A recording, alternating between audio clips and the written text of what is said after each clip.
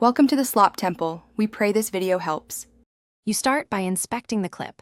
Look for high ISO, crushed blacks, or tiny film grain that will react poorly to aggressive smoothing.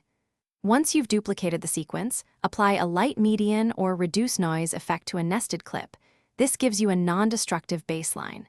Make sure to set the median radius low, like 1.3, because subtle reduction preserves detail. If you have neat video installed, add it now for better control. Otherwise, proceed with Premiere's controls and keep an eye on edges. Next, focus on targeted refinement. You want to mask faces and high-frequency detail. Create an ellipse or pen mask and feather it so skin stays natural.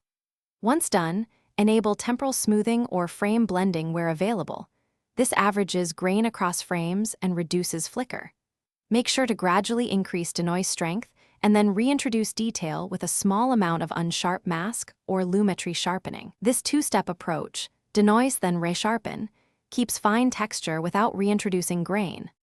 Finally, always export a short test clip at your target codec and bitrate. This shows real-world results.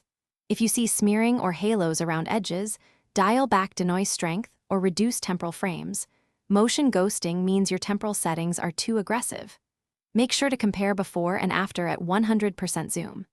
If problems persist, try Neat Video's profile-based workflow or round trip to After Effects remove grain for finer control. For one key tip, when in doubt, less is more, preserve motion and texture.